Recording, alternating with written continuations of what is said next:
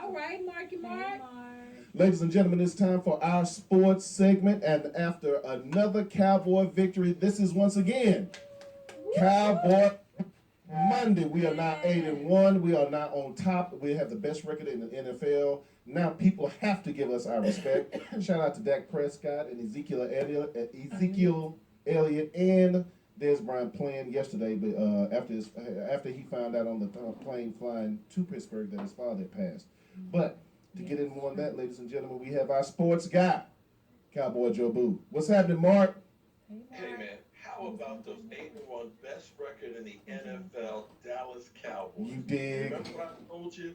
When you go Dak, you never go back. Yes, Tony Romo will be suiting up, but he will be a backup.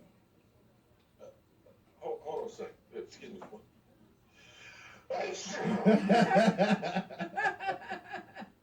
Damn. Oh, okay, sorry. Forgive me there. Yeah. Got a little But something in my nose there. On the same Mark, on the same token, you called this 4 weeks ago. You said that Tony Romo would not be back as a starter unless Dak gets hurt. Well, it makes complete sense because, see, Tony has nothing to gain by going back in there right now. If Jerry Jones, with the Dallas Cowboys playing the way they are now, he walks in there, they're automatically going to kill him if they lose a game. And, you know, it actually kind of burns me up because when I was tweeting and YouTubing during the first half of that game, you had people that were killing Dak Prescott, you know, because of the fumble and, you know, the Steelers putting on a lot of pressure. Right. These Cowboy fans will turn on you in a quarter. In a minute. I'm just like, God, if he lose one game, lose a game before you get pissed off? Man, if he loses a game, the uproar will be trade him, put Tony back in immediately, 30 seconds after the game is over. Exactly. But I got to tell you, though, I mean, I'm old. We know I'm old because I remember the Holy Roller. I remember the Ghost to the Post, the Immaculate Reception, the Hail Mary. He's talking about football games from the 60s. Through the crease, man. Yeah, that game is definitely one of the best games that I've ever seen in my life. Oh, yeah, that was a great game. I was trying to explain to them when you talking about the Holy Roller. See, Mark was born back in the teens. Oh, my God. See, he's talking about games that happened in the 60s. Come on, Black Don't Crack. Yeah, we in the 70s. All right, now, Needle Dick. Mark just turned 50. Stop messing with him. 51, actually, but 51. Thank you. Well, Benet is only 5 years from there. But see, that's one of the things that's great because all the stuff that we see that's going on, it's nothing new. Because, see, the Dallas Cowboys back in the 60s, they were known as the ones that couldn't win the big one. Right. They were the laughingstock of the NFL. And the whole situation we have right now with Dak and Tony, believe it or not, Tom Landry couldn't decide between Craig Morton and Roger Staubach. Right. And he literally platooned one game every other play quarterbacks until he finally decided on Roger and got rid of Morton, and they went to the Super Bowl. So that's the advantage of me being old is I've seen a whole lot of things that I can relate them to today. Well, question. A lot of people are wondering, when is the shoe going to fall? Dak has, even his worst game, the Cowboys were still able to win. People are now okay, when is he going to have that game where he looks like a rookie and he plays like a rookie when he throws that stupid pick? Do you foresee in his immediate future of him having it? I mean, all quarterbacks have that game. But tell me what you do like about Dak and why you don't think that he will eventually get there.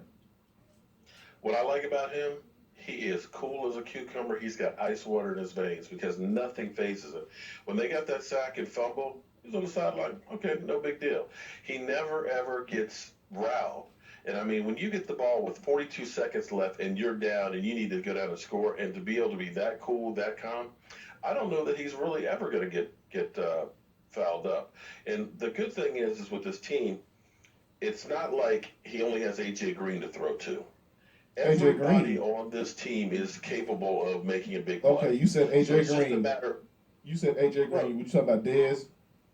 Well, right. If Dez was the only person on this team that was, you know, the money man, then you've got a problem because they're going to double cover him. But all Dak has to do, and he's getting more time than anybody else, of course, with that offensive line, is just figure out which is the best matchup because everybody who's out there in a route can kill you. Right. Be it Dez, be it Jason Witten. Jason Witten, I believe, is third in tight ends in receiving, old as he is. You got Cole Beasley, who's leading the team. You got Dez Bryant, who, if you got him one-on-one, you can throw it up in the air. So he benefits from having all those great pieces around him, and all he knows is, hey, I just got to find the right matchup, and I can do it. Let's switch gears for a second. Ezekiel Elliott, 1,005 yards already. What do you think? Yes. How far do you think he'll go? I think he could definitely have the best rookie season if the NFL leaves him alone. I think he could get that 1,800 yards like DeMarco Murray did. Right, I think so too. And just you saying that people are now starting to forget about DeMarco Murray because when he hit that hole, I said, "Oh, he's gone." That last 32-yarder, and if you look at it, he was totally.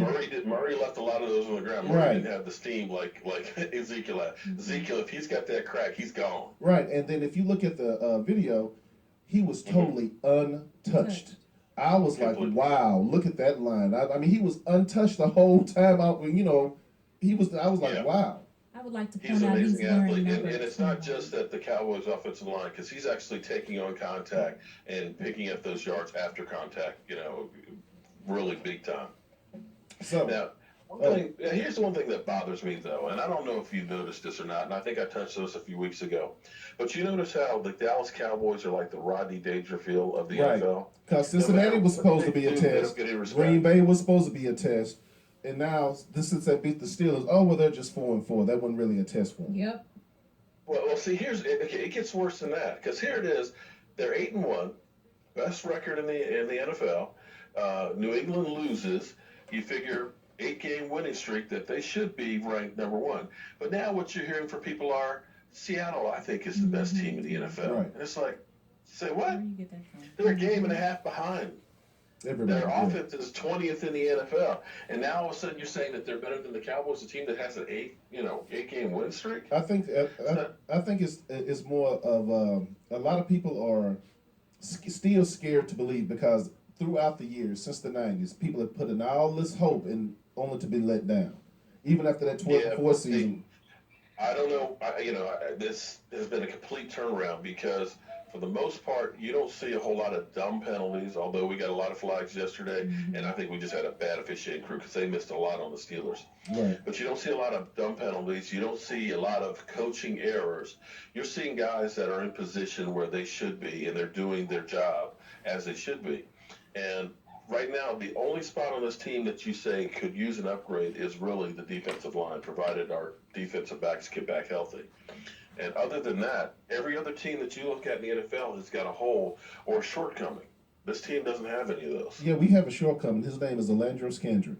I know you said that he'll be okay, but he is getting toasted out there. He's still not really recovered from that. I'm actually surprised that he looked terrible yesterday, and I don't know that he was hurt that bad other than his feelings after the hit from Sean Lee. Right. Well, Mark, But, we got the they'll Ravens. get better. We got the Ravens up next. Give me a breakdown on that game. We've got the Ratbirds. We've definitely got the Ratbirds. That shouldn't be that big a deal in that game at home too. I'll go if people check out my YouTube channel. I'll be breaking down the game later on in the week, but I think we'll be taking that without a problem. All right. Well, tell folks how to get in contact with you, homie. Every Monday night here on the Benet Embry Show, and definitely check out my YouTube channel, Mark Holmes, because it's growing like crazy. We've got a lot of great videos, and you can go back and see some of the things that I predicted that people like Benet said I was crazy about that have come true. Now, I got to tell you, one real quick thing. I think this crystal ball that I have here of AT&T Stadium, I think between that and Jobu, that thing has been dead on. So definitely follow along with the Jobu Report and like me on Facebook, Cowboy Jobu. All right, my man. Same time next week after.